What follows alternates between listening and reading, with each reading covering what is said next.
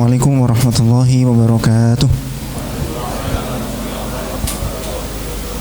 Alhamdulillah kama yanbaghi lah, wassalatu wassalamu ala Rasulillah Sayyidina Muhammadin nabiyyi rahmah wa ala alihi wa sahbihi wa man walah wa alaina wa ala salihi ibadillah.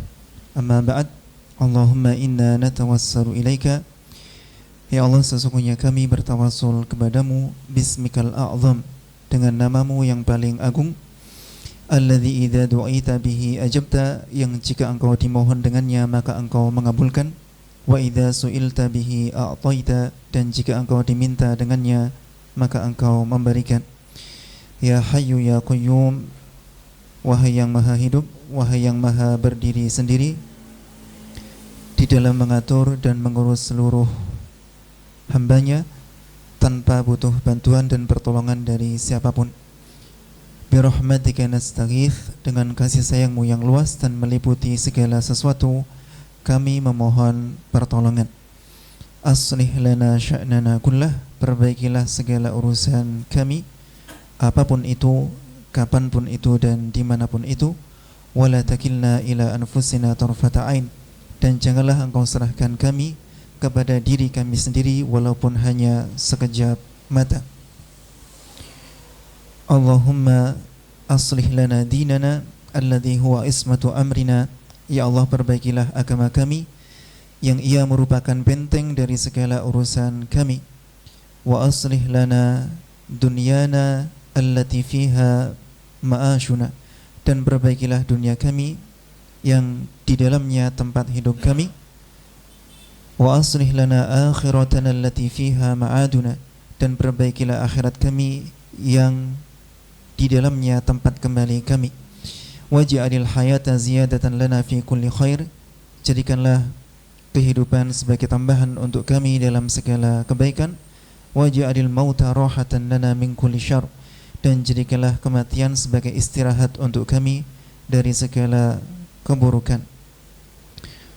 Allahumma ja'al khaira umrina akhirahu, ya Allah, jadikanlah sebaik-baik umur kami adalah bagian akhirnya.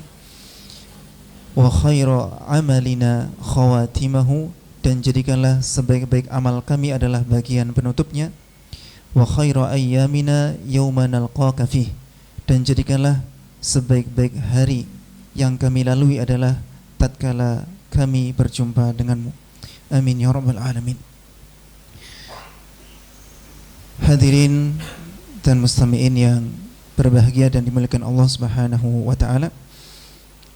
Pada malam hari ini kita melanjutkan pembahasan mengenai makharijul huruf, dan kita kemarin sudah sampai pada huruf-huruf yang keluar dari lisan atau yang makhrajnya dari lisan atau lidah.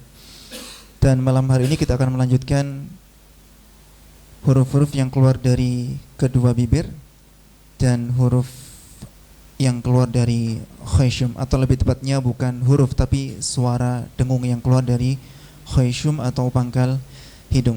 Namun terlebih dahulu akan kami ajak panjenengan bersama murojaah apa yang sudah kita pelajari pada pertemuan sebelumnya. Kita mulai dengan murojaah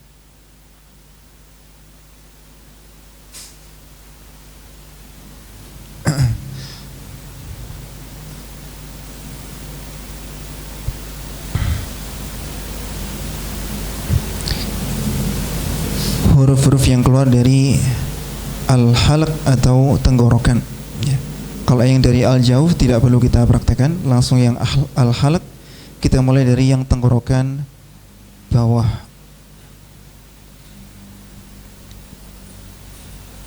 Hurufnya hamzah dan ha. Tirukan saya. A, I, U, Ba.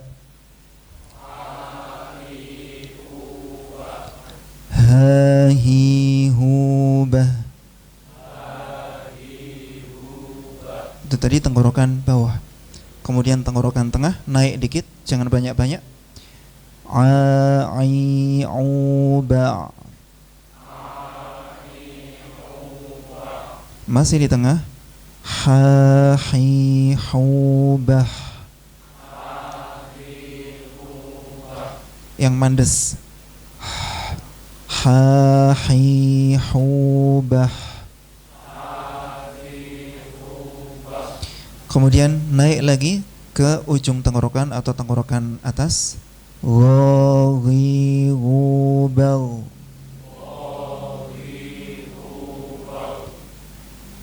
Itu tadi murni suara, tidak boleh bercampur udara. Yang sekarang ada udaranya. Khahi khubah. Khahi khubah. Ya. Sekarang kita lanjutkan huruf-huruf yang keluar dari al-lisan atau lidah. Dan ini hurufnya yang paling banyak. Terbagi menjadi 10 makhraj. Yang pertama dari pangkal lidah yang bagian dalam, ya, menempel ke langit-langit mulut yang lunak atau yang empuk, ya. Qaqiqubaq.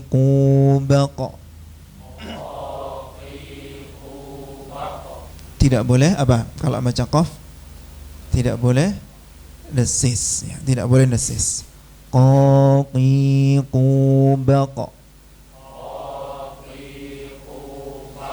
Masih di pangkal lidah, tapi sekarang pangkal lidah yang bagian luar. Jadi agak maju dikit dari posisi yang tadi. Nanti nempelnya ke langit-langit yang keras.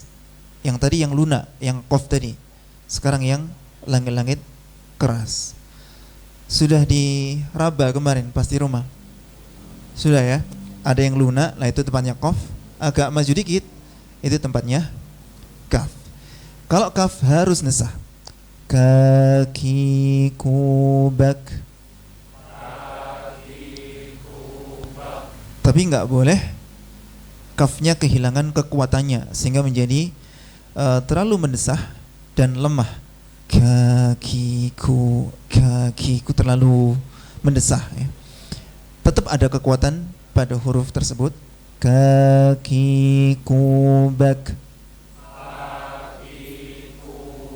Ya, nggak usah dilagu kayak biasanya ya, untuk efektivitas waktu. Sekarang huruf yang keluar dari tengah lidah, huruf jim yang pertama, nggak boleh apa kalau baca jim? Nggak boleh desis. Mungkin jenengan terngiang-ngiang, waduh tiba ini aku selama ini mau baca jim keliru. A'udzubillahi minasyaitonirrajim gitu, ya. Ternyata kayak gitu itu salah, ya. Menurut siapa? Menurut ahli tajwid. Kita waktu itu belum sepenuhnya mempelajari tajwid sehingga rumongso benar, ya, rumongso benar. Gajijubay.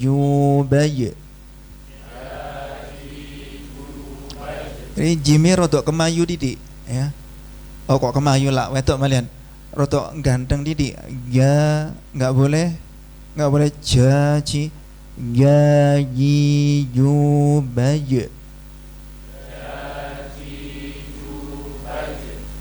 Jenengan mendengar apa enggak suara desis dari panjenengan tadi? Yang bareng-bareng ini tadi loh. Dengar? Enggak dengar ya? Coba lagi. Saling mendengarkan ya. Iki ono desisnya apa enggak? 1, 2, 3. Menurut jenengan itu ada apa enggak? Ada itu, banyak itu, ya. Banyak yang desis. Mungkin telinga kita masih belum sepenuhnya peka. Saya contohkan versi salah. Ingat versi salah. Kadang saya sudah kasih kata-kata, saya contohkan versi salah, langsung ditirukan. Padahal ini sedang mencontohkan yang salah, belum waktunya ditirukan. Ja, ini benar. Ja, ini salah. Sudah paham ya? Ja, ji, ju. Ini versi apa? Salah. Ja, ji, ju, baj. Bareng. Sudah sepoi-sepoi, minimal sudah enggak gebes atau enggak angin puting beliung jimnya sekarang. Yang berikutnya, ini angin yang berhembus kencang menyebar ke seluruh rongga mulut. Syashi shubash. Ya yubay.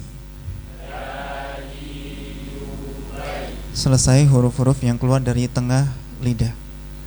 Kemudian sekarang dari tepi lidah bagian samping. Huruf yang keluar dari tepi lidah ada dua. Yang dari samping itu dot, yang dari depan itu lam. Sekarang yang samping dulu. Semua bagian samping dari lidah kita tempelkan ke dinding gigi-gigi geraham. Bukan bawahnya gigi geraham tapi dinding-dindingnya. Misalkan ini dinding-dinding ya. Jadi lidahnya bukan nempel ke bawahnya tapi ke dinding-dindingnya. Jika masih ada atau perwakilan ya, jika tersisa 2 atau 3 perwakilannya ya. Kalau lengkap berapa gigi geraham itu? 8. Maksudnya satu sisi ini, satu sisi yang atas berapa kalau lengkap? Ya coba nanti di rumah dihitung ya. Nggak pernah ngitung terus kan? Do. Ini perlu mencucu apa enggak? Enggak perlu sebetulnya ya. Cuma kalau desain dari lisan kita ini memicu diri kita untuk mencucu tanpa ada usaha khusus untuk memencucukannya. Tapi karena faktor desain bibirnya itu gampang mencucu begitu, ya enggak jadi masalah. Yang penting bukan itu intinya. Do. Ada orang-orang tertentu yang kalau enggak mencucu enggak ketemu. Ya, untuk dia jangan terlalu keras mengkritisi gitu ya. Memang bibirnya desainnya begitu, gampang katut gitu loh, gampang katut. Do, li, nu, bau. Ini desain apa enggak saya?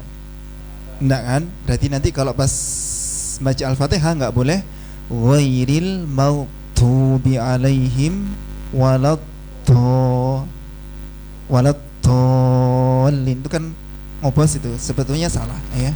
Harusnya tanpa desis, ghairil maghdubi alaihim waladhdallin, tanpa desis. Dilatih ya. Nggak boleh pakai aji-aji pamungkas, ilat-ilat Jawa segini ke Ustaz, nggak boleh begitu ya. Justru orang Jawa itu banyak yang juara MTQ di level internasional ya. Jangan meremehkan atau jangan menjadikan lisan kita sebagai alasan pembenaran atas kesalahan yang masih ada pada diri kita. Lanjut. Untuk tadi dilatih terus ya. Huruf lam. La li lu bal. Nempelnya ke gusi dari gigi-gigi depan. 4 gigi sari, 2 gigi taring, lalu 2 gigi geraham yang depan ya, 2 gigi geraham yang depan. Oh iya, totalnya gigi geraham kita itu satu sisi atas ini 6 insyaallah ya. Yang 5 itu bagiannya dot. Gusi di atasnya gigi geraham yang 5 di samping itu bagiannya dot, lalu 1 yang di sini itu ikut area gigi-gigi depan. Alam dari atasnya gigi-gigi itu ya. Gigi sari, gigi taring sama 2 gigi geraham depan. La li lu bal. Nggak boleh melet ya, karena bisa saja orang baca lam tapi melet. Lalilubal, susah dan salah. Kok salah tapi mudah gitu, se ono pantes didik gitu.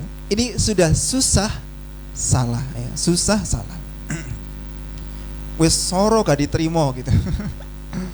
Kayak beramal susah payah ya, tapi nggak diterima.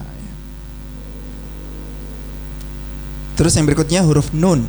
Kalau nun bukan tepi lidah bagian depan tapi ujungnya, benar-benar ujungnya.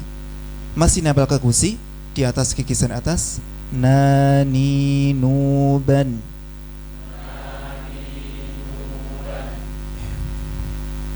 Sekarang ujung lidah bagian punggung nempel ke gusi dari gigisan atas. Rori rubar.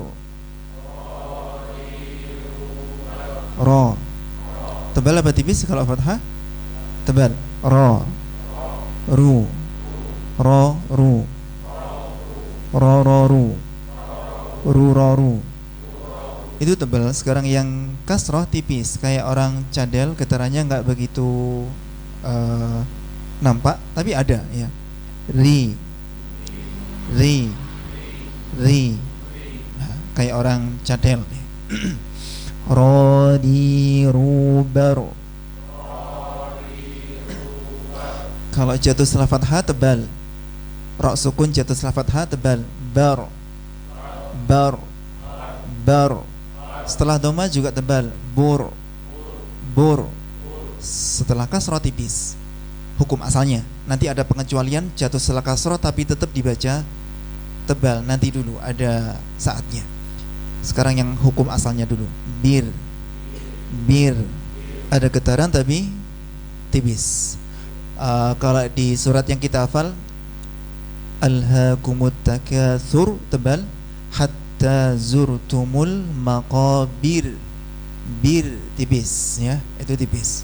Mau coba surat itu, hafal kan? Apalagi ini para imam salat tarawih kan baca surat itu ya. Alhaakumut takatsur.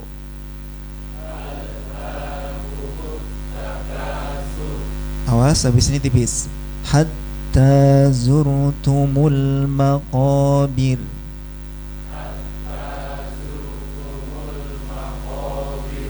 Hatta zurtumul maqabir.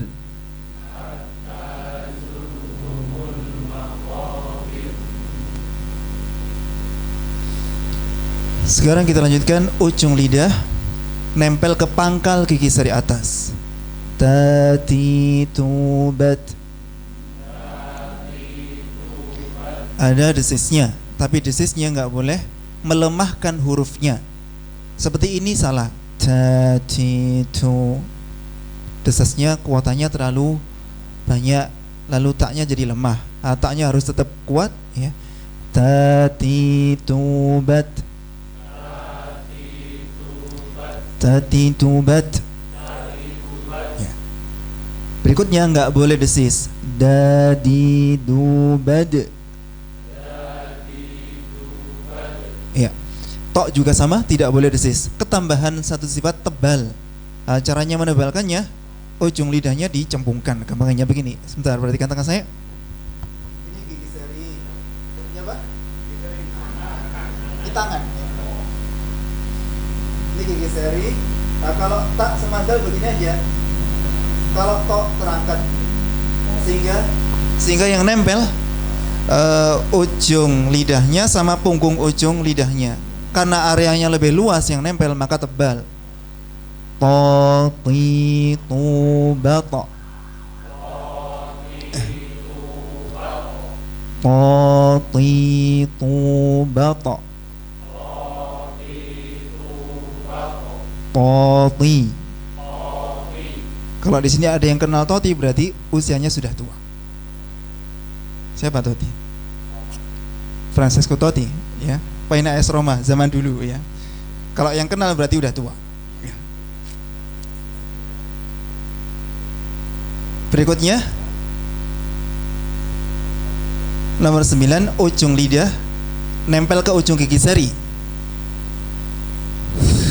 Ini ya kelihatan dikit. Fasitubas.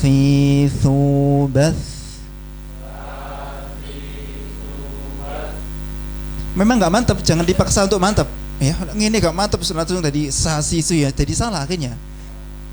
Memang begitu desisnya, jangan dipaksakan untuk mantap. Alhaakumut takasur, mantap. Salahnya yang mantap. Harusnya alhaakumut takatsur. Takatsur ya. Memang begitu ya. Wa min syarrin naffasati fil uqad. Mantap. Apanya? Salahnya. Harusnya wa min syarrin naffasati fil uqad. Jadi nggak boleh pakai perasaan ya, karena bisa jadi perasaan kita itu menipu diri kita. Patokan kebenaran itu bukan perasaan ya. Karena kalau ngikuti perasaan maka perasaannya orang itu beda-beda ya. Bahkan ketika membaca Al-Quran, setiap orang yang baca itu perasaannya sudah benar ya.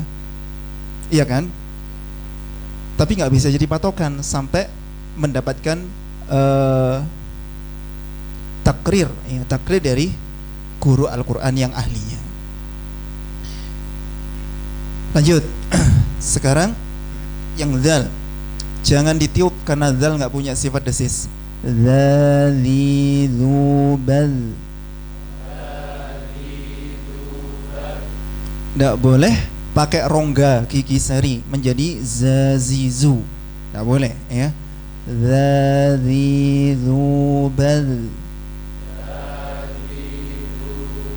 Nanti akan ada tips agar bacaan kita benar. Salah satunya nanti saya cantumkan sambil lihat cermin. Nanti di belakang ada. Pas bacaan dzal ini banyak orang merasa lidahnya itu sudah ditaruh di ujung, padahal belum, masih ditaruh di pangkal. Nanti baru sadar kalau sudah lihat cermin. Berikutnya dha. Dha lidahnya terangkat. Kayak kita tadi pas baca tok kan dicembungkan itu. Sekarang sama, dicembungkan biar area yang nempel lebih luas. Ujung plus punggungnya ujung. Dha wi dhu bal. Dha wi dhu bal. Ya. Terakhir ya. Terakhir untuk murojaah ya, jadi belum nambah. Ujung lidah ditempelkan ke belakang gigi seri bawah, lalu suara keluar dari rongga di atasnya atau dari celah antara gigi seri atas dan bawah. Yang pertama za. Za itu nggak boleh desis. Murni suara tanpa bercampur desis. Ibarat kita beribadah harus murni karena Allah, nggak boleh bercampur riya, ingin dilihat manusia, atau sum'ah, ingin didengar manusia. Zazizubaz.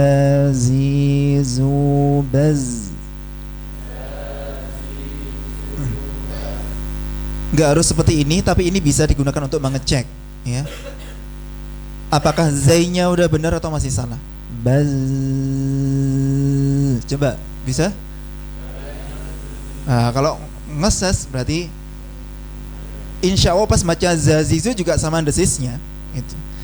Coba baz. Coba. Coba telapak tangannya taruh di depannya bibir, agak dekat. Desiskah atau tidak? Saya ya. Baz. Coba. Gimana? Desis.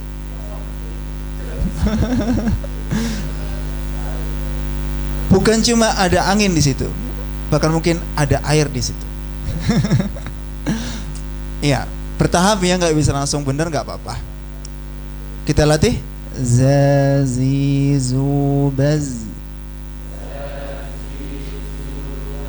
Ya. Pantang menyerah, latihan terus sampai ketemu ya. Sasisubas.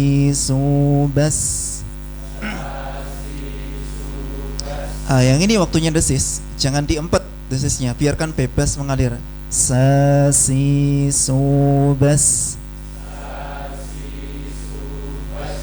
Berikutnya so. So-nya terangkat, punya sifat isti'la, terangkat. Sasisubas.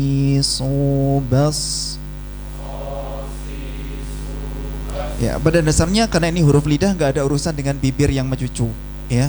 Baca sod itu nggak ada urusan dengan bibir yang mencucu. Tapi ada sebagian orang yang refleksnya di area bibir itu begitu kuat sehingga kalau dia baca sod itu bibirnya ikutan monyong.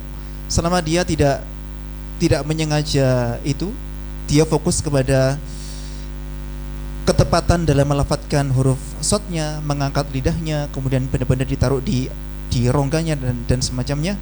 Kemudian bibirnya ternyata kok ikut-ikutan karena memang desainnya begitu betul bibirnya, ya sudah nggak jadi masalah, jangan terlalu dipermasalahkan.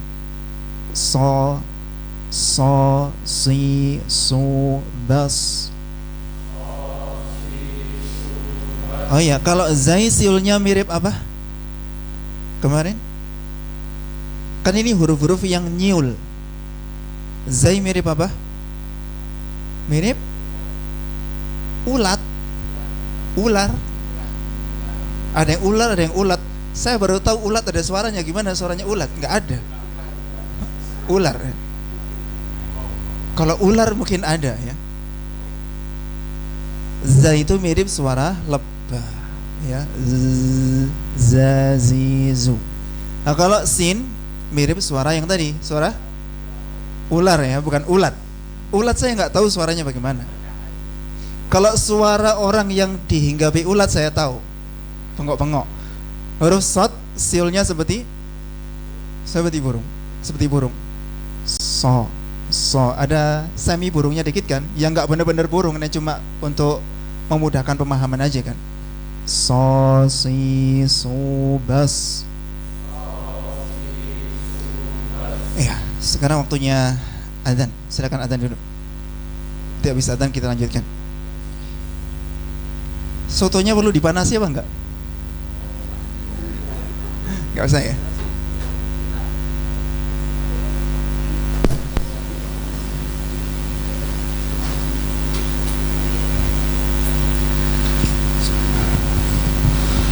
Allahu Akbar, Allahu Akbar, Allahu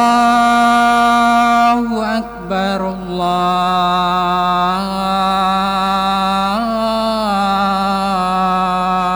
Akbar.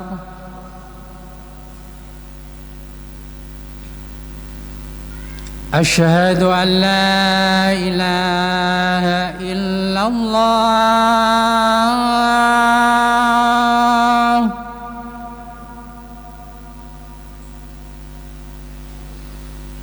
أشهد أن لا إله إلا الله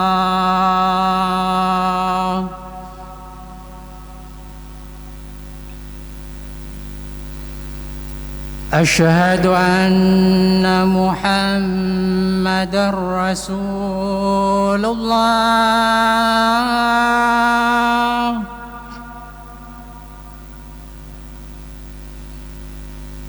أشهد أن محمد رسول الله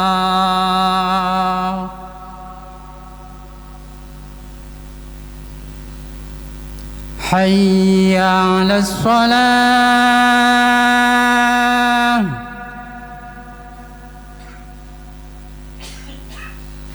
حي على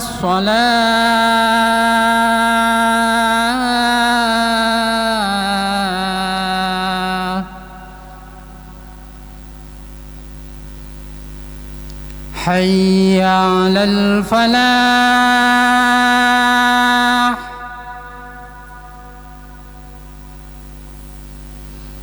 حي على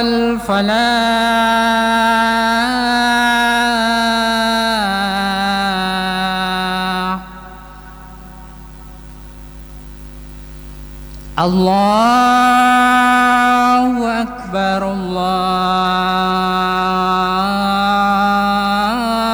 الله أكبر لا إله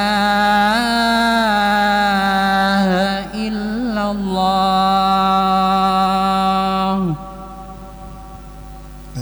اللهم صل على محمد اللهم رب هذه دعوة التامة والصلاة القائمة هات محمدا الوسيلة والفضيلة وبعثه مقاما محمودا الذي وعدته. Loh kemana Pak Andi? Mau mana sih soto kah? Nggak usah Pak, nggak usah. Tadi bercanda aja. Nggak. Bercanda Pak Andi. Oh nggak ke kamar mandi kok orangnya.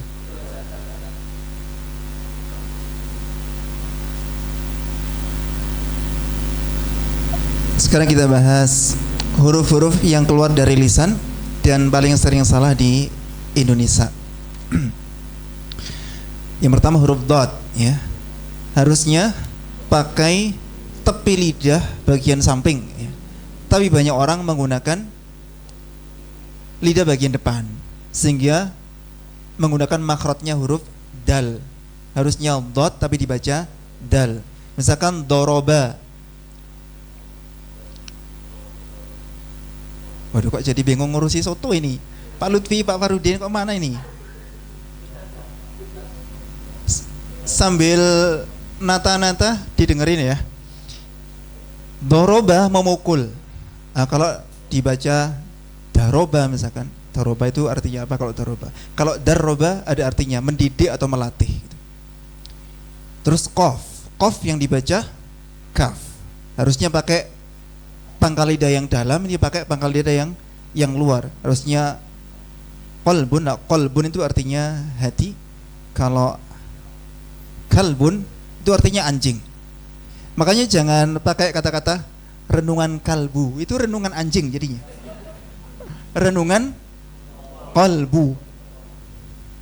Manajemen kalbu, manajemen anjing. Harusnya manajemen qalbu. Ya, udah. Kemudian dha dibaca za, ya, atau za. Dha dibaca za atau za. Ya. Misalkan ini zalama dibaca zalama misalkan. Zalam itu binatang sejenis kelinci atau tikus gitu. Ya agak ada korelasinya, orang zalim itu kan kelakuannya kayak tikus jadinya. Terus kalau tha biasanya dibaca sin. Seperti yang tadi saya contohkan. Wa min syarrin naffasati. Itu banyak yang baca begitu, harusnya naffasati. Contoh di sini gara-gara salah makhraj harusnya thamar, artinya buah, dibaca samar. Ya, apa artinya samar ini ya? Saya kurang tahu kalau samar artinya. Entah ada artinya atau tidak ada artinya. Kenapa? Samar itu semacam percakapan di malam hari gitu. Kalau samar itu samar. Ya. Lanjut. Sekarang huruf-huruf yang baru keluar dari asyafatan atau kedua bibir. Dibagi menjadi dua. Yang pertama menggunakan satu bibir, yaitu fa. Itu pakai bibir bawah, nempel ke gigi jari atas. Fa, fi, fu, baf. Nggak usah tirukan. Kemudian yang kedua menggunakan kedua bibir, tapi sebetulnya masih dibagi dua lagi. Kedua bibir direnggangkan dikit, itu waw. Lalu kedua bibir dirapatkan, itu ba dan mim. Nah, sekarang kita praktekkan. Jangan biar senyum. Fokus ke contohnya ini ya, jangan ke fotonya. Huruf fa ya, huruf fa. Jangan bibir dengan bibir menjadi fa, bukan. Bibir bawah dengan gigi jari atas. Fa, fi, fu, baf. Fa, fi, fu, baf. Fa, fi, fu, baf. Ya. Sekarang huruf waw. Huruf waw ini satu-satunya huruf yang mencucu. Ya. Kalau huruf-huruf yang lainnya itu mencucunya kalau pas dhamma saja. Pas dhamma semua huruf dimencucukan. Bu, tu, ju, semuanya mencucu. Nah, kalau waw dalam kondisi harokatnya apapun dia selalu mencucu. Mencucu dulu baru ucapkan. Wa, wi, wu, bau. Nggak percaya coba baca waw tapi nggak boleh mencucu. Coba ucapkan wa tapi jangan mencucu. Coba. Nggak bisa. Mencucu dulu baru bunyi. Wa. Lanjut. Sekarang huruf ba. Ba ini gampang. Tapi ya nggak semua orang baca ba-nya itu benar. Di antara bentuk kesalahan orang baca ba adalah tatkala ba-nya berdesis. Bismillah itu salah. Harusnya bis bukan bis. Ada anginnya itu salah. Bis ada angin kan? Harusnya babibu bukan babibu. Terasakah bedanya? Ya, tirukan babibu bab. Babibu bab.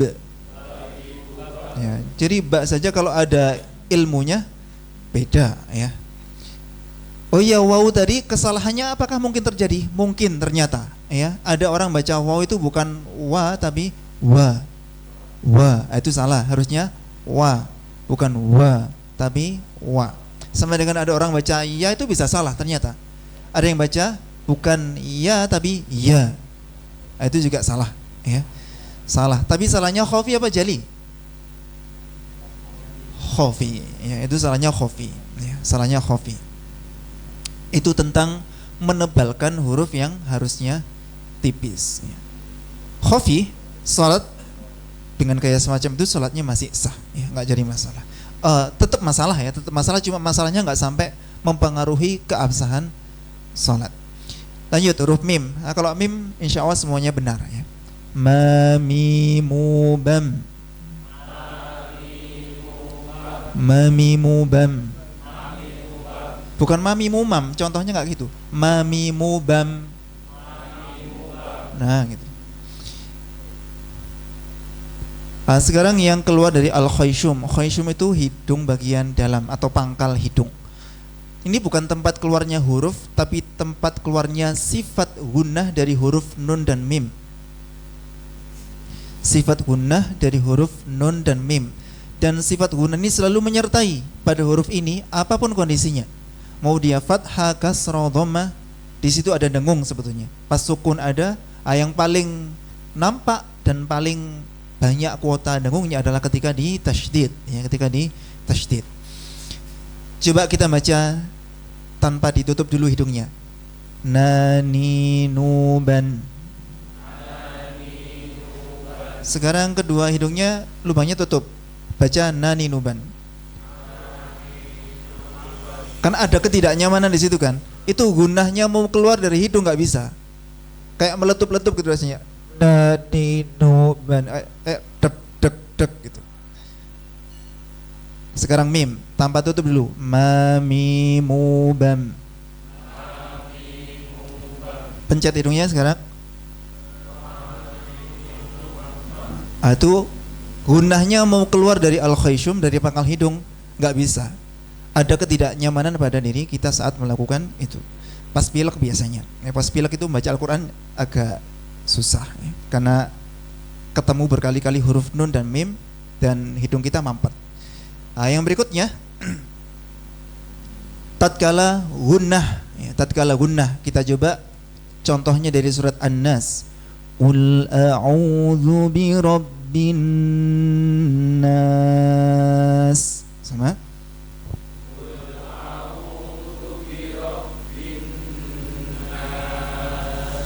Nyaman kan? Coba sekarang tutup hidungnya. Baca lagi. Tuh, 2, 3.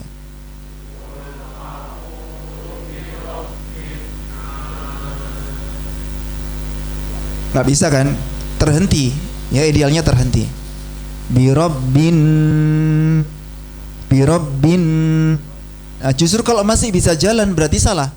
Ada orang baca qul a'udzu birabbil nas, berarti bukan dengung, itu dia menyamarkan. Ya, berarti dia menyamarkan. Jika memang benar-benar dengung, ya, murni dengung, pasti terhenti, ya, pasti terhenti karena tempat keluarnya gunnah dari pangkal hidung.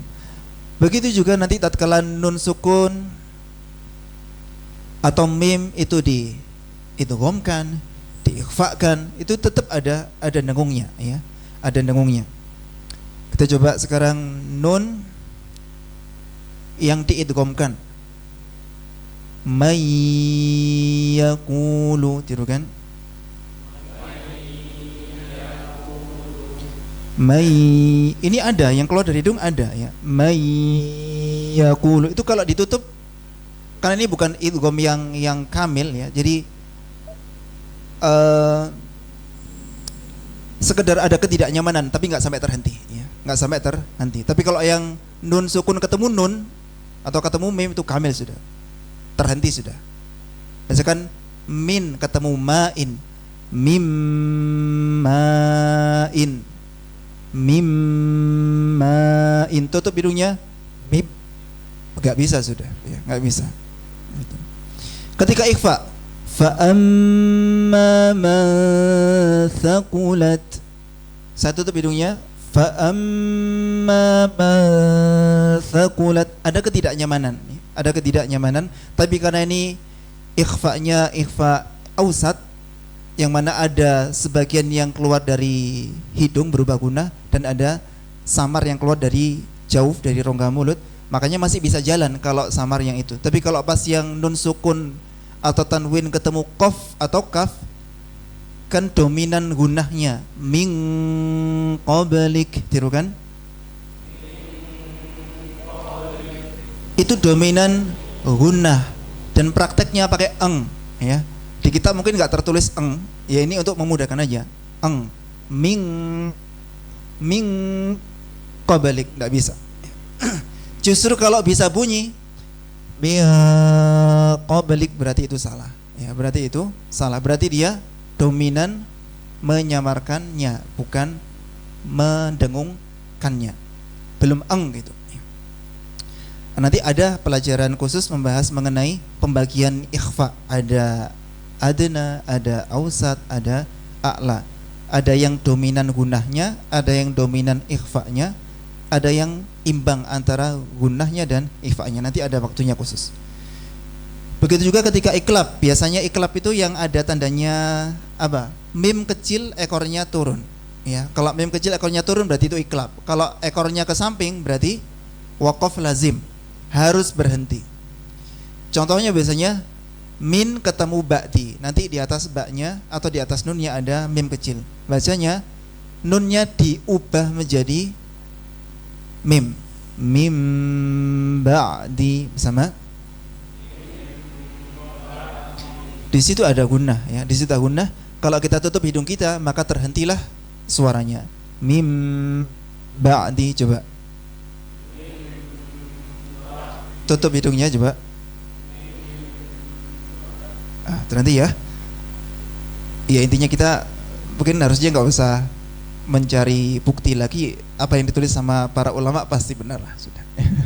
Mereka orang-orang yang sangat amanah terhadap ilmu-ilmunya Allah dan Rasulnya.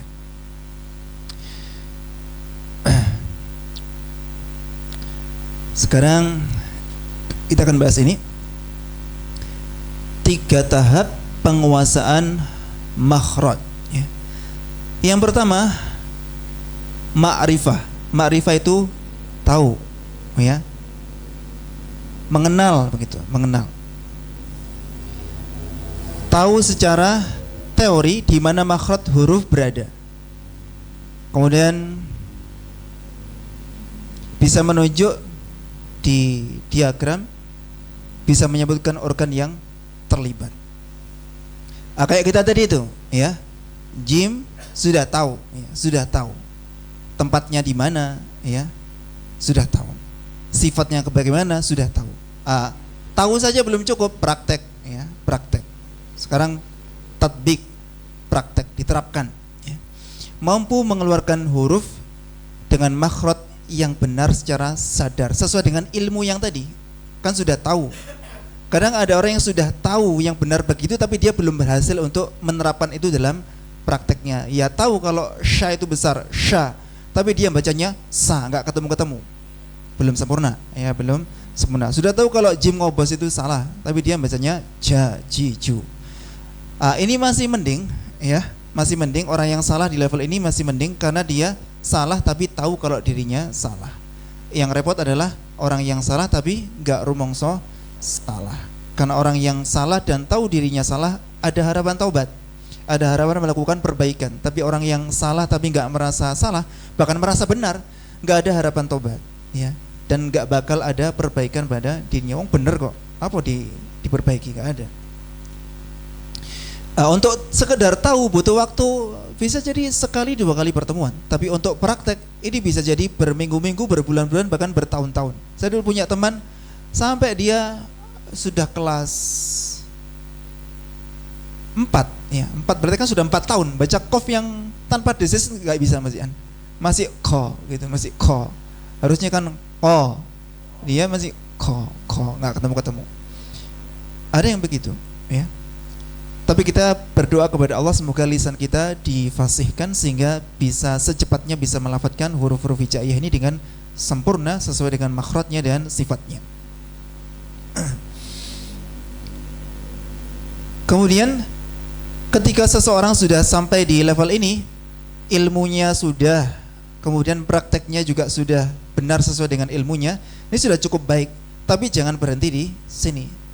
Karena bacaan cepat dengan tempo yang cepat ada kalanya kan mengembalikan kepada kebiasaan yang lama, ya, mengembalikan kepada kebiasaan yang lama. Makanya orang yang masih baru tahap belajar bacanya nggak boleh cepat, lambat-lambat saja untuk memastikan huruf per hurufnya berhasil dilafadzkan dengan sempurna sesuai dengan ilmunya. Terus yang berikutnya al-malakah. Kita benar-benar menguasai dengan penguasaan yang sempurna sehingga huruf-hurufnya itu keluar dengan otomatis, mau kita bacanya cepat, mau bacanya lambat, ya. Bacanya selalu benar, ya. Baca misalkan Al-Fatihah, a'udzu billahi minasyaitonir rajim. Lambat benar. Terus agak cepat, a'udzu billahi minasyaitonir rajim. Masih benar. Dicepatkan lagi, a'udzu billahi minasyaitonir rajim. Masih benar.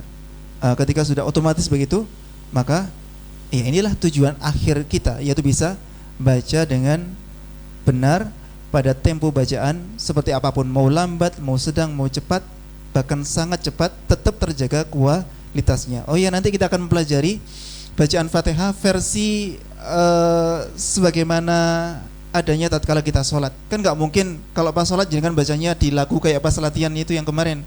Bismillahirrahmanirrahim. Yakin ditinggal sama imamnya panjenengan, ya, ditinggal imamnya.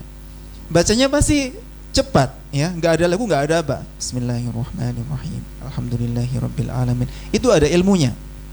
Kalau nggak menerapkan ilmunya, terjerumus ke dalam kesalahan atau lahan, entah khafi, entah jali.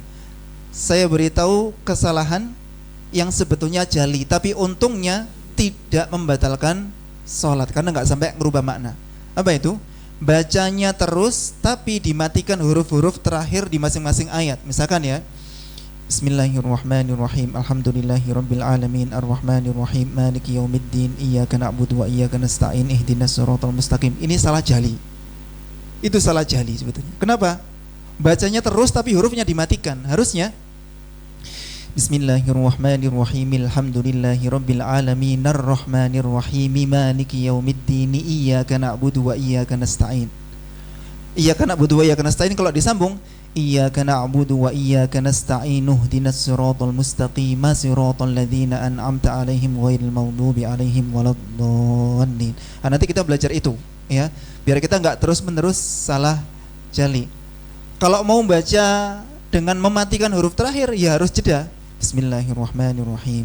Alhamdulillahirabbil alamin arrahmanirrahim maliki yaumiddin. Insyaallah jenengan bacanya enggak begitu. Bablas tapi dimatikan. Umumnya demikian, ya, umumnya demikian. Itu butuh latihan, ya, butuh latihan. Nanti kita akan melatih itu bersama-sama. Pertama lambat-lambat, nanti kita coba versi cepat. Apakah masih terjaga ataukah agak berkurang kualitasnya, ya. Untuk mencapai tahapan yang ini, yaitu benar-benar menguasai al-malakah, biasanya butuh waktu yang lebih lama daripada dua yang sebelumnya. Mengilmui, mempraktekkan. Kalau yang ini menguasai sepenuhnya. Dikeluar benar-benar otomatis, tanpa mikir, tanpa loading, tanpa persiapan, tanpa apapun, sudah langsung begitu aja keluar dan benar, ya. Lanjut. Ini gambaran yang tadi sudah kita pelajari. Secara global ada 5 makhrajnya. Kalau dirinci ada 17. Yang dari al-jauf suara mat, ya. Yang dari al-halaq tenggorokan ada 6 hurufnya, hamzah, ha, ain, ha, ain, kha. Lalu yang dari al-lisan ada 10 makhraj, enggak usah saya rinci. Terus yang dari kedua bibir asy-syafatan. Yang satu bibir huruf fa, yang dua bibir waw, ba dan mim. Yang terakhir yang tadi al-khayshum, yaitu pangkal hidung, tempat keluarnya suara gunnah. Selesai. Ini enggak usah, kita skip aja. Kesalahan makhraj yang paling umum di Indonesia. Ini juga kita skip, ya. Qaf jadi kaf, ya. Zal jadi zai, ha jadi ha atau sebaliknya. Huruf ain jadi hamzah, ya. Huruf shad jadi sin atau sin jadi shad, ya. Ini banyak yang baca begini. Iyyaka na'budu wa iyyaka nasta'in. Nas berarti dia baca shad, harusnya nas bukan nasta'in. Yang kayak gitu kan banyak, itu ngubah huruf, ya. Terus yang tadi huruf tha jadi sin. Sekarang ini, ya, ini tips untuk melatih makhraj di rumah. Jadi kan kalau di rumah latihan apa enggak? Latihan. Kalau bisa latihannya diketahui oleh istrinya, biar nanti istrinya termotivasi untuk ikut belajar bersama panjenengan. Ini siapa yang di sini ngajak istrinya? Yang sekarang bersama istrinya ada apa enggak? Di bawah? Enggak ada. Bapaknya aja ya. Berarti nanti punya tugas ngajari istrinya di rumah. Kalau sudah benar, ini masih belajar Pak Mas Yan. Kalau sudah benar nanti ajarkan kepada istrinya. Lanjut. Sekarang tips yang pertama ya. Tips melatih makhraj di rumah nanti. Latihan di depan cermin. Ya, sambil melihat ya. Yang dilihat bukan pipinya, matanya, hidungnya atau lihat jerawatnya, enggak, lihat bibirnya, bentuk mulutnya pas apa enggak ya. Amati posisi lidah, gigi dan bibir saat mengucapkan setiap huruf. Cermin membuat yang tidak terlihat menjadi terlihat ya. Terus yang kedua, teknik penahanan nafas ya. Ucapkan huruf halaq dengan meletakkan tangan di leher. Lalu rasakan getarannya atau tekanannya itu berada di mana ya? Antara huruf hamzah ha, ain ha, ghain kha. Ini kalau memang hamzahnya benar harusnya di bawah ya. Orang baca ha kok terasa di sini, ha, ha ini berarti kurang turun. Ha, kalau dari bawah di benar berarti. Baca kha kok ha, ha, ha, dit kan tertulisnya di atas, tenggorokan atas kan.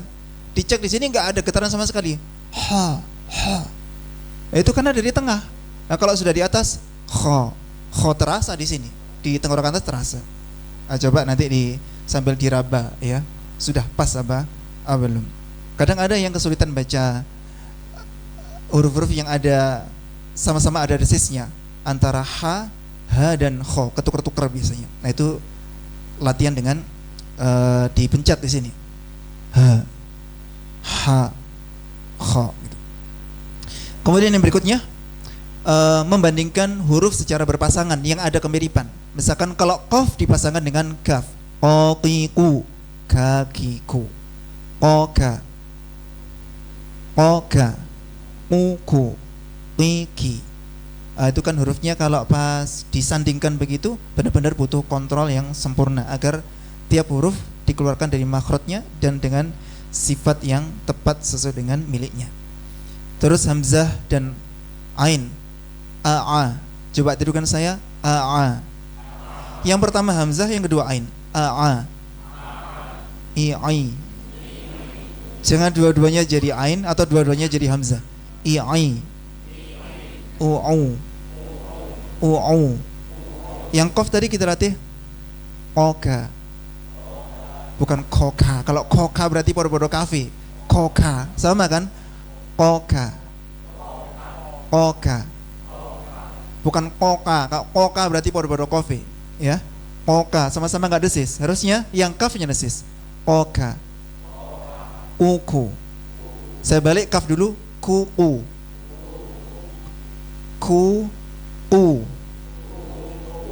kuku. Sekarang kaf dulu. Ki, bukan ki. Ki, kaf dulu. Ki. Tenang dulu, saya dulu. Dioyokin. Ki, lalu sebentar. Ki. Coba. Ki.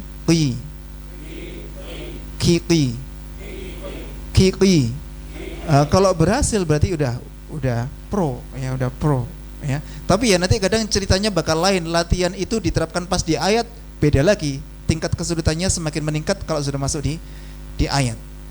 Ya sama dengan baca makhrajnya tadi ketika latihan udah bener, syashi sudah bener, zazizu bener. Pas masuk di ayat beda lagi ceritanya. Tingkat kesulitannya meningkat ketika masuk di ayat. Terus yang berikutnya, yang keempat, tartil perlahan. Kalau baca ayat pendek dengan sangat lambat. Satu huruf, kalau per detik mungkin tidak ya, milidetik lah. Fokus pada makhrajnya, pada sifatnya, bukan pada kecepatannya, bukan pada kelancarannya. Tartil ini merupakan ibadah. Jadi kita membaca dengan lambat-lambat dalam rangka untuk menjaga kualitas bacaan kita itu ibadah. Maka jangan merasa berat dengan itu, karena itu semuanya diganjar pahala oleh Allah Subhanahu wa taala. Ingat, yang dicari dari amal soleh kita itu adalah diterimanya, ya, diterimanya oleh Allah Subhanahu wa taala. Kalau gara-gara cepat akhirnya nggak diterima, yang mendingan kita bacanya lambat, walaupun dapatnya nggak begitu banyak, tapi diterima oleh Allah Subhanahu wa taala. Mangga satu keranjang tapi bosok kabeh, kita nggak mau. Mangga cuma satu kresek tapi masak semuanya, manis semuanya, kemudian mentek-mentek semuanya, kita mau. Lek sing toyan mangga ya. Soalnya nanti bakal ada yang jawab, saya tetap gak mau, soalnya senengannya gutuk-gutuk mangga, senengannya salak misalkan, beda. Begitu. Jadi usahakan kita bacanya lambat-lambat dulu, gak usah cepet-cepetan ya. Termasuk Fatihah yang biasanya kita bacanya cepet-cepetan, sejak belajar ini harus diamalkan ilmunya. Bacanya gak usah cepet-cepetan, tapi ya jangan lambat banget nanti ditinggal imamnya ya. Terus yang berikutnya, dengarkan bacaan masyayikh ya, masyayikh, imam-imam Masjidil Haram, imam Masjid Nabawi ya, yang terkenal, yang diakui bacaan Al-Qur'annya. Salah satu yang kami rekomendasikan Syekh Muhammad Ayyub ya, Syekh Muhammad Ayyub. Lalu idola guru saya adalah Syekh Siddiq Al-Minshawi. Ini idolanya beliau ya. Dan dulu ketika dari Mesir berkunjung ke Indonesia, guru saya mendampingi beliau. Kemudian ada lagi Syekh Ali Al-Hudhaifi, itu bacaan juga bagus. Ada juga yang bacaannya lambat, Mahmud Khalil Al-Khusari. Mahmud Khalil Al-Khusari, beliaunya itu membuat rekaman bermacam-macam. Ada yang versi lambat banget, baca tahqiq begini loh. Ya ayyuhalladzina amanu taqullaha haqqa tuqatih, 30 juz. Ada yang begitu. Ada yang versi ya ayyuhalladzina amanu taqullaha haqqa tuqatih, ada 30 juz. Ada yang agak cepat lagi ya, ada yang agak cepat lagi. Ada yang versi qiraah. Yang masih qiraah enggak usah didengerin ya. Yang versi qiraah itu yang ada lagunya 30 juz. Luar biasa banget. Yang paling menguji kesabaran ketika rekaman dengan tempo yang sangat lambat tadi dan selesai 30 juz. Syekh Khusari. Terus yang berikutnya Syekh Aiman Suwaid. Kitab yang dipakai panduan oleh guru kita Ustadz Saiful Al-Hafidh, yang hari Sabtu juga sama. Itu kitabnya ditulis oleh Syekh Aiman Suwaid ya. Kemudian sering-sering dengerin, maksudnya bukan cuma kayak rungun-rungun, bukan. Dengerin, buka mushaf ya, buka mushaf, amati, barengi, tirukan barengi begitu ya, barengi. Atau di play, dimainkan, kemudian di jeda dulu, kita nyoba nirukan ya. Terus dimainkan lagi, di jeda lagi, kita tirukan begitu. Kemudian rekam coba suara kita rekam, kita bandingkan dengan suaranya Syekh tadi, mirip apa enggak mirip gitu ya. Kalau ada ketidakmiripan, jangan sampai menyalahkan Syekhnya, iki saya sing keliru iki ya. Makanya kalau sudah mentok, kadang untuk orang yang susah dinasihati, saya katakan, saya sebut nama-nama Syekh yang di Masjidil Haram, Masjid Nabawi, beliau bacanya enggak seperti kamu ya. Beliau bacanya enggak ala kamu dan seterusnya. Terus apakah yang benar kamu gitu. Terus saya sudah mau gimana lagi, sudah nasihati sampai ente-entean mental semuanya, ya sudah. Jika demikian halnya, berarti Syekh sudah salah, kamu benar ya. Syekh Ayub salah, kamu benar, misalnya begitu. Dan itu nggak mungkin begitu. Berarti kan levelnya ini Imam Masjidil Haram yang tersasar di Indonesia, kan berarti begitu jadinya. Lanjut, yang terakhir, konsistensi 10 menit per hari. Ini minimal ya, minimal. Andai kata jenengan tanggalannya, kalendernya itu sudah merah semuanya di rumah, ya jangan 10 menit. Ini untuk yang sibuk bekerja, banyak aktivitasnya, minimal 10 menit per hari latihan makhraj, ya. Seperti tadi latihannya di depan cermin, ya. Kemudian benar-benar serius dan fokus. Setiap hari, setiap hari itu lebih baik daripada latihan sehari langsung 2 jam tapi 6 hari sisanya nganggur. Mendingan 10 menit tapi rutin gitu. Itu nanti lebih ada hasilnya. Kayak orang misalkan yang biasa nge-gym sampean. Jadi kan ya. Sekali tapi langsung ngasuh pirang-pirang bulan, ya enggak ada hasilnya. Yang bikin ada hasilnya kan karena rutin itu. Sepekan berapa kali, Mas? 3-4 kali, ya. Itu kalau sepekan 1 kali hasilnya bakal beda kan? Iya kan? Sama dengan latihan makhraj, ya, latihan makhraj. Di sini berlatih, nanti di rumah juga berlatih. Terus yang ini hikmah di balik makhraj. Allah menciptakan 29 huruf dengan 17 makhraj yang berbeda bukan kebetulan, melainkan kemukjizatan linguistik Al-Quran yang tak tertandingi. Kemukjizatan lisan Al-Quran. Tidak ada bahasa di dunia yang memiliki sistem fonetik setajam dan sedetail bahasa Arab. Makhraj yang tepat adalah kunci untuk membuktikan ini. Yang tadi sempat kita sebut contoh-contohnya, gara-gara salah makhraj maknanya langsung melenceng jauh, ya kan? Salah panjang pendek, salah makna atau berubah makna. Terus yang berikutnya, hikmah di balik mempelajari makhraj adalah menjaga kalam Allah dari distorsi atau perubahan. Setiap makhraj yang dijaga adalah benteng yang melindungi makna-makna mulia Al-Quran dari perubahan yang tidak disengaja. Kemudian yang ketiga, latihan kecerdasan linguistik, pendengaran, ya. Melatih makhraj, melatih otak untuk membedakan bunyi-bunyi halus. Jadi kan tadi kan sempat saya latih kecerdasannya. Ini benar apa salah begitu.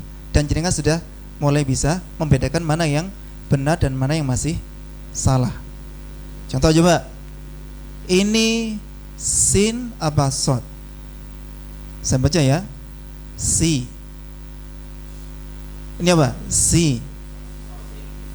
Ada yang baca, ada yang bilang sod, ada yang bilang sin, ya. Si. Huruf apa? Sin. Kalau ini si, sod. Kan mirip tuh. Si dan si. Sama tak? Terdengarnya sama kah? Coba. Ini qaf apa kaf? Ku. Ada kaf? Ku. Qi. Ki. Itu kecerdasan tuh, butuh kecerdasan tuh, ya. Itu bukan kasyaf. Bukan punya indera keenam, bukan. Itu kecerdasan telinga kita sudah terasah. Bahkan nanti kalau sudah berada di level tertentu, kita bisa tahu itu lidahnya nempel di mana. Ya, ketika membaca itu lidahnya nempel di sini dan di situ, itu kita tahu cuma mengandalkan telinga, ya. Enggak melihat orangnya, tapi tahu itu nempelnya di mana. Itu sudah mulai sakti kalau udah kayak gitu, ya. Terus yang berikutnya amalan yang dicintai oleh Allah. Jadi kita mempelajari ini salah satunya adalah dalam rangka meraih cintanya Allah Subhanahu wa taala, yaitu dengan menyempurnakan kualitas bacaan kita dari berbagai sisi, ya makhrajnya, ya sifatnya, ya hukum-hukum tajwidnya. Nabi bersabda dalam hadis riwayat Al-Baihaqi, "Innallaha, sesungguhnya Allah yuhibbu, mencintai, idza amila ahadukum amalan, jika salah seorang di antara kalian melakukan satu amalan, an yutqinahu, dia melakukannya dengan itqan. Itqan itu sempurna dan tuntas, belajar sampai beres gitu. Bukan belajar belum selesai mutung, ya. Atau belajar tapi sering bolos, sering enggak anyang tanpa ada udzur. Kemudian enggak nambal kekurangan pelajaran yang dia enggak ikut. Misalkan enggak ikut hari ini karena satu udzur, usahakan nanti menambal ketertinggalannya dengan menonton videonya. Ini direkam, ya, begitu. Biar tuntas begitu. Karena kita kalau urusan dunia biasanya kepinginnya yang sempurna begitu, ya. Urusan rumah kepingin yang sempurna, kendaraan yang sempurna, baju yang sempurna, semuanya ingin yang sempurna. Pasangan hidup ingin yang sempurna. Akan baik giliran baca Al-Quran, pokoknya iso muni gitu aja ya. Ini dulu sempat kita bahas, jadi nggak perlu kita bahas lagi. Komitmen kita yang pertama talaqi rutin, yang kedua tilawah yang tartil, lambat-lambat, pelan-pelan, santai.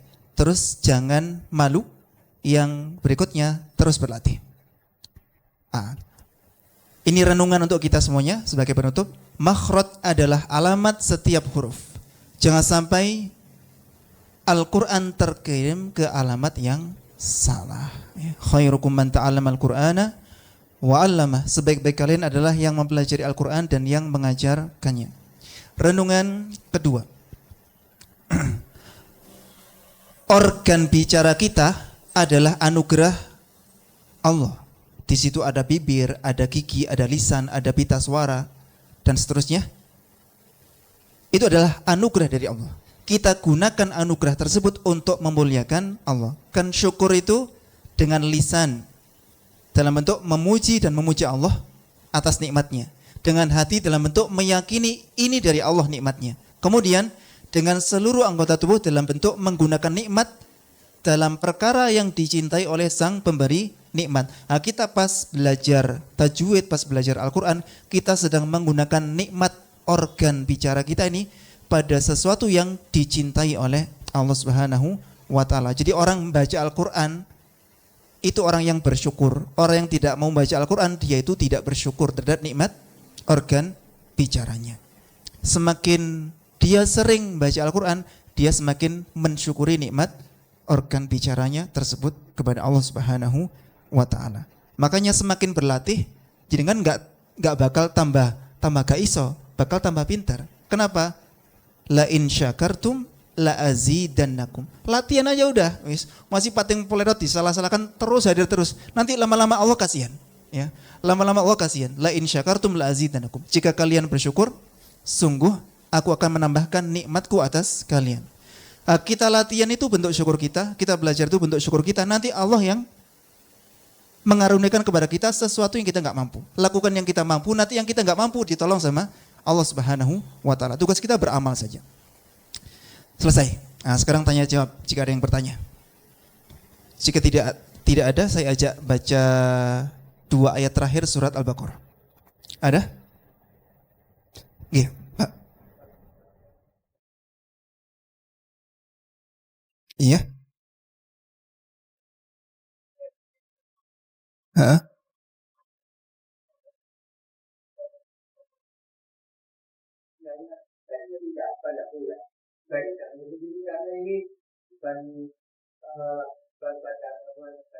Alright. Oke. Alangkah baiknya saya lebih memilih untuk menyebut nama yang saya rekomendasikan tanpa menyebut nama yang tidak saya rekomendasikan, begitu ya. Tapi intinya yang tidak direkomendasikan oleh Syekh Aiman Suwad itu yang lagunya terlalu mendayu-dayu, ya. Kemudian gara-gara itu panjang pendeknya jadi tidak stabil. Ada kalanya kepanjangan, ya. Ada kalanya dengungnya kelamaan dan seterusnya gara-gara itu tadi lagunya agak berlebihan. Ya. Semoga tidak mengapa, ya. Semoga tidak mengapa, ya. Semoga tidak mengapa. Ada orang yang menurut dia itu biasa-biasa aja, tapi enak banget didengerinnya, gitu. Tapi kalau sudah cengkoknya itu kiblatnya kepada para penyanyi dan lain sebagainya yang berlebihan, maka sebaiknya kita menghindari itu. Karena itu nanti mengalihkan fokus kita dari tadabbur Al-Quran kepada lagu. Akhirnya begitu. Nah, kalau yang saya sebutkan tadi lagunya itu cenderung nggak mendayu-dayu. Yang tadi kami sebutkan Syekh Muhammad Ayub, kemudian Syekh Al-Minsawi, ya. Kemudian Syekh Ali Hudhaifi, itu malah 30 juz bacaannya lagunya sama semuanya. Bismillahirrahmanirrahim. Segitu aja terus sudah sampai 30 juz. Syekh Ali Hudhaifi bagus sekali. Cari syekh yang seperti itu. Adapun yang lagunya mendayu-dayu, yang cengkoknya berlebihan, ya. Kemudian panjang pendeknya tidak stabil, ya. kadang dibaca 4, kadang dibaca 6, kadang sampai 8 karena ngikuti iramanya itu hanyut dalam lagunya, maka sebaiknya jangan. Terutama yang biasanya bacaannya agak ngambang-ngambang itu ada yang baca yang ngambang tapi lagunya enak, kurang mantap gitu makrotnya, jangan. Ya. Insya Allah kalau kita belajar bareng begini nanti kita bisa membedakan yang layak untuk kita dengarkan dan mana yang kurang layak untuk kita dengarkan. Begitu ya. Sekarang saya ajak membaca surat Al-Baqarah 2 ayat terakhir. Silakan lihat ke layar. Ini tadi layarnya hilang begini kah? Dari tadi? Barusan kan? Ini sudah muncul lagi. Itu hitam itu apa itu? Oh, ketutupan besi betoneser itu ya. Tidak apa, masih bisa terbaca. A'udzu billahi minasy syaithanir rajim. Sama. A'udzu billahi minasy syaithanir rajim. Bismillahirrahmanirrahim.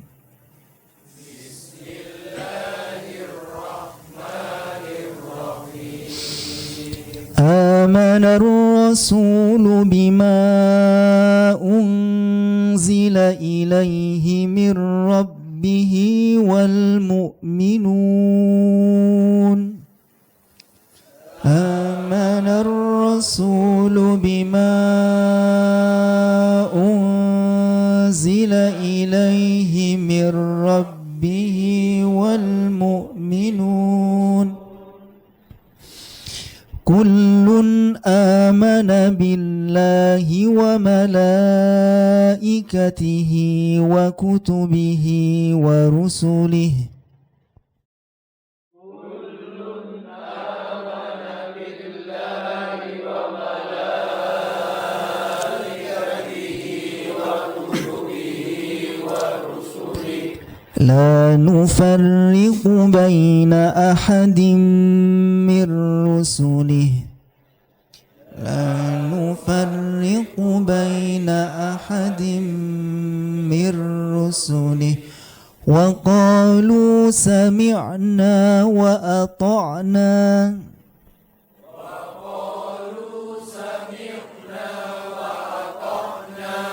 Ghufranaka Rabbana wa ilaikal masir. Ghufranaka Rabbana wa ilaikal masir. La yukallifu Allahu nafsan illa wus'aha.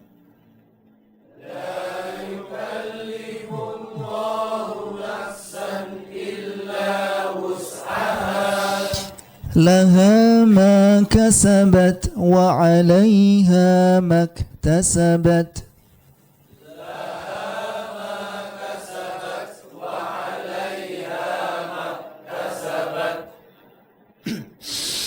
ربنا لا تؤاخذنا إن نسينا أو أخطأنا.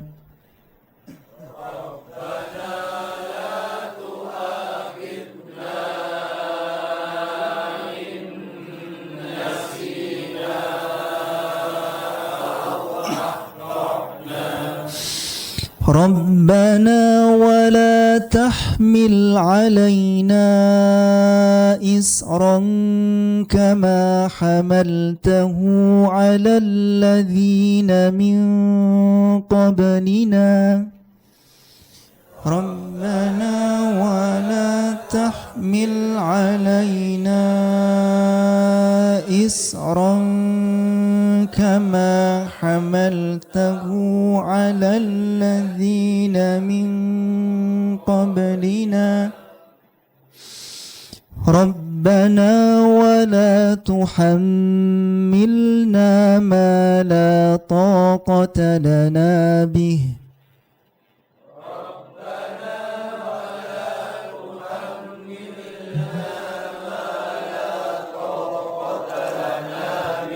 harusnya dengung ya, tuhammilna. Lagi, Rabbana wala tuhammilna ma la taqata lana bih wa'fu anna waghfir lana warhamna.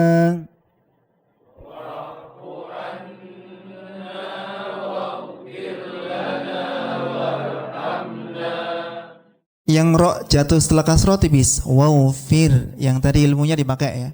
Yang jatuh setelah fathah tebal, war ya. Lagi wa'fu anna waghfir lana warhamna. Dengung di nunnya. Lagi wa'fu anna waghfir lana warhamna. Nah, kalau udah lihat tulisan gini, kita akan sadar betapa salahnya cara baca wa'fu anna. Kok lanyah gitu? Apakah? Ya, wa'fu anna, fu-nya salah itu dipanjangin. Wa'fir, firnya dipanjangin. Lana, la-nya dipanjangin lagi. Warhamnanya yang benar, wa'fu anna dan wa'filananya salahnya jali semua ya, pendek dipanjangkan. Mau dipraktekkan?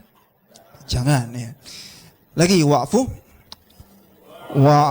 anna waghfir lana warhamna anta maulana fansurna 'alal qaumil kafirin. Anta maulana fansurna 'alal qaumil kafirin. Ya, alhamdulillah. Selesai kajian kita pada malam hari ini. Semoga ilmu yang kita pelajari menjadi ilmu yang barokah, manfaat. Berapa itu durasinya? 2 jam tah ngajinya tadi? Berapa jam coba dilihat? 1,5 jam. Iya, sakti berarti panjenengan. Iya. Kita tutup dengan doa kafaratul majlis. Subhanakallahumma wa bihamdik asyhadu an la ilaha illa anta astaghfiruka wa atubu ilaik. Atas perhatiannya terima kasih. Atas kurang lebihnya mohon dimaafkan. Assalamualaikum warahmatullahi wabarakatuh.